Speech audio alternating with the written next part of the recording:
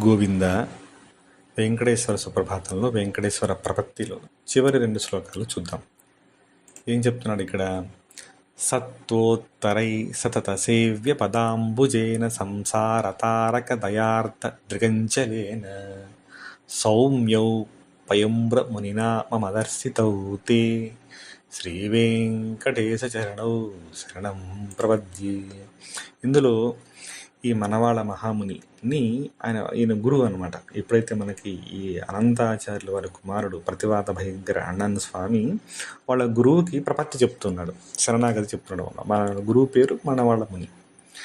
ఆయన ఏం చెప్తున్నాడు అంటే, శ్రీ వెంకటేశ్వర స్వామి సత్వోత్తరై సతత, సత్వగుణం చేత ఉన్న వాళ్ళంతా కూడా ఎప్పుడు సేవ్య పదాంబుజైన నీ పదాంబుజాలను ఎప్పుడు స్మరిస్తూ ఉన్నారు. సంసార తారక దయార్థ దృగంచలేన, సంసార దాగరాన్ని నీ జయ చేత వెళ్తున్నటువంటి సౌమ్యనంత త్రిమునిన రమ్యజాముని అంటే మనవాళ మహాముని మనవాళ మహామునికి దర్శితవుతాయి. ఆయన చూసినటువంటి స్వామి నువ్వు.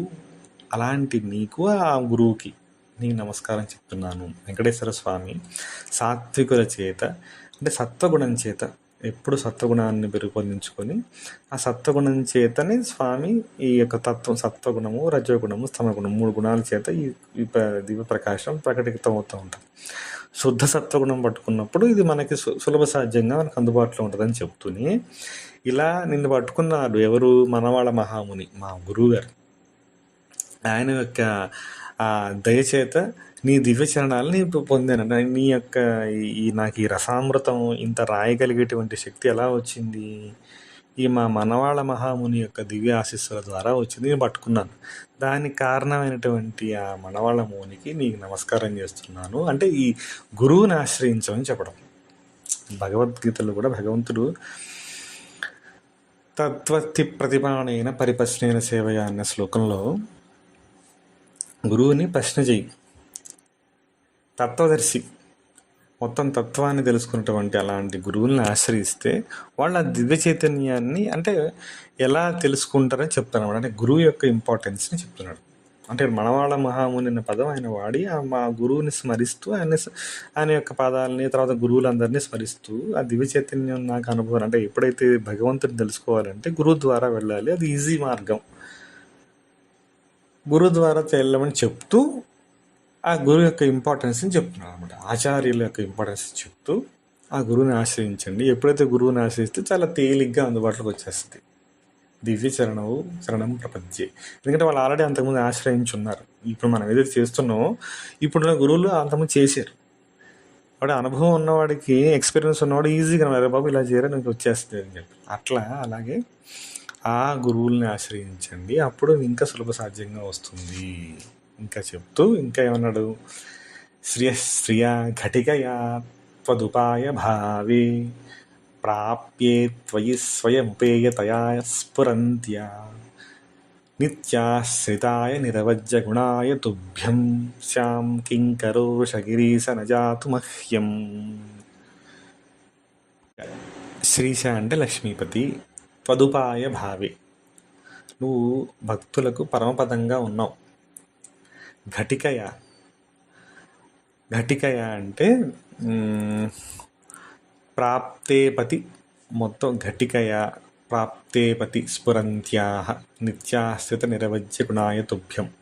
ఎప్పుడు నిన్నే స్మరించి ఆ లక్ష్మీదేవి చేత ఆశ్రయించబడేటువంటి వాడా, అలాంటి స్వామి వృషశైలనాథ శ్రీనివాస, ముక్తికి నువ్వే ఉపాయభరితుడమైనప్పుడు దాసులకు ఘటికురాలుగా అంటే కఠినంగా ఉండవు, ఈజీగా అందుబాటులో ఉంటావు అని చెప్పడం అనమాట. అంటే ఘటికయా స్వపాస్యమాత్, గట్టిగా ఉండేవాడివి నువ్వే, అందుబాటులో ఉండేవాడివి నువ్వే.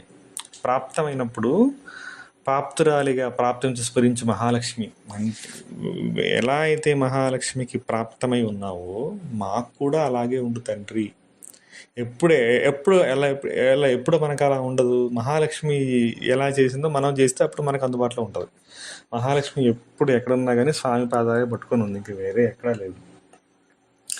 ఆమె అంత సౌందర్య రాశి అయినప్పటికీ, ఆమె యొక్క చేతులు అంత మృదువుగా ఉన్నప్పటికీ, ఆమె ఇదిగా ఉన్న ఎవరిని ఆశ్రయించింది? మహాలక్ష్మి, మహావిష్ణువు యొక్క పాదాలు ఆశ్రయించి ఉంది. అలాగే భక్తుడు మనకు ఆదర్శం అది.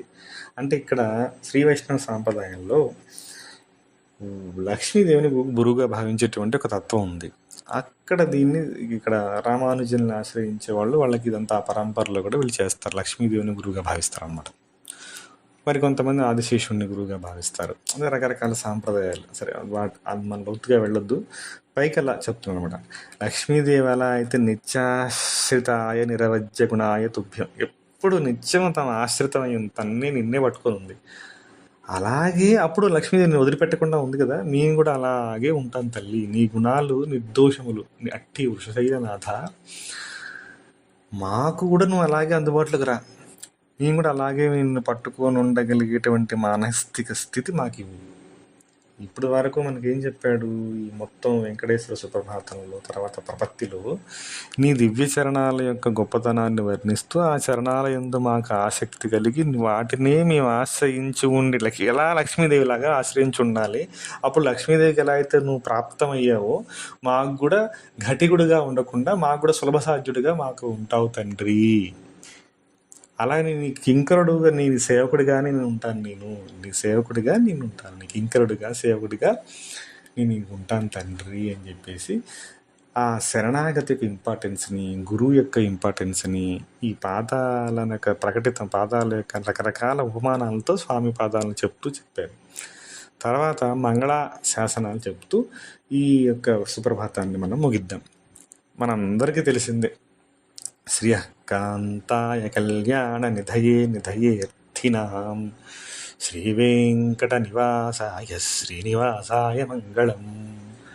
శ్రియ లక్ష్మీదేవికి, కాంతాయ ప్రియుడైనటువంటి స్వామి, కళ్యాణ నిధయే శుభాలన్నింటికి స్థానమైనటువంటి వాడి, కళ్యాణ నిధయే నిధయేర్థినాం అడిగిన వాడికి ఇచ్చేవాడివన్నీ, ప్రార్థించేవాడికి అన్నీ నిధివి, ప్రార్థించే వాళ్ళకి నిధయే నిధయేర్థిన, కళ్యాణ నిధివి నువ్వు, నిధయే అర్థినాం అడుక్కునేవాడికి కూడా నువ్వు మళ్ళా అడుక్కునేవాళ్ళే కదా.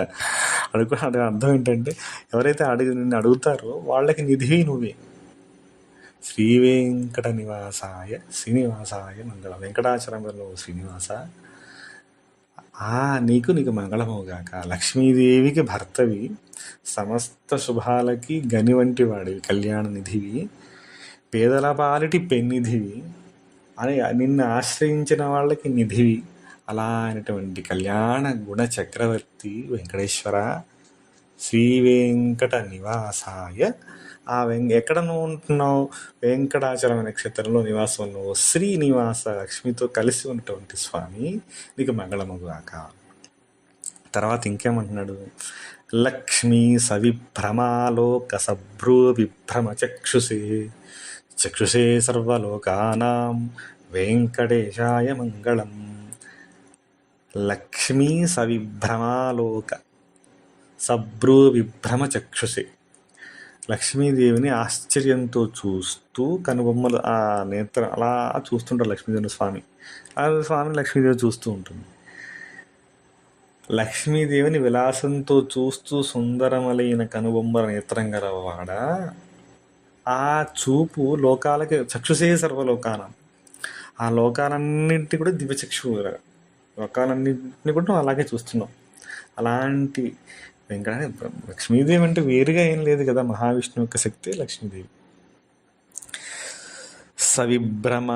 సభ్రూ విభ్రమ చక్షుసే, ఇక్కడ ఆశ్చర్యంతో స్వామి లక్ష్మీ అలా చూస్తూ ఉన్నాడట.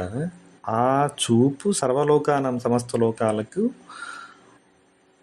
ఆ శక్తిగా ఉందన్నమాట. చూడటం అంటే దృష్టి, కన్ను చూపు అనే కదా చూపడం. మనకి పదాలకి వర్ణించడానికి ఆ పదాలు వాడాల్సి అంతే తప్ప, చూపు అంటే కంటితో చూసే చూపు కాదు, దృష్టి. దృష్టి అంటే ధ్యాస. సమస్త లోకాలని విష్ణుమూర్తి చూడటం అంటే ఏంటి? పోషించటం. అంటే మొత్తం లోకాలని పోషించేటువంటి దాత స్వామి. ఓ వెంకటేశ, నీకు మంగళమవుగాక. అంటే మనం చూస్తున్నట్టే ఉంటుంది. మనం చూస్తాం, చెయ్యం. అంటే నేను చూస్తానండి, నేను రేపు చూస్తానులేండి, పని మీద వస్తే మనం చేయబుద్ధి కాకపోతే రేపు చూస్తాలేండి, ఎల్లుండి చూద్దాంలేండి, తర్వాత చూద్దాంలేండి అంట. మనం చూడటం అంటే మనం అది చూడటం వరకే ఉంటుంది, ఇంకేం ఉండదు. కానీ భగవంతుడి చూపు ఎలా ఉంటుంది అంటే చూసిండంటే ఇంక అయిపోద్ది. అంటే ఆ చూపు అంటే ఇప్పుడు మనకి మొత్తం కనకధారలో కూడా ఈ చూపుల వలనే ఉంటుంది. భగవద్ దృష్టి ఎప్పుడైతే భక్తుడి మీద కలుగుతుందో, సాధకుడి మీద కలుగుతుందో, లోకం మీద కలుగుతుందో, నిత్యం ఆ దృష్టి చేతనే, ఆ సంకల్పం చేతనే ఆ పోషణకర్త అయినటువంటి మహావిష్ణువు సర్వలోకాలని రక్షిస్తూ ఉన్నాడు. అలాంటి చూపు గల మహాస్వామి నీకు మంగళమవుగాక అని చెప్తున్నాడు. ఇంకా మంగళాశాసనంలో ఉన్న మిగిలిన శ్లోకాలు కూడా మనం తెలుసుకుందాం. గోవింద గోవింద.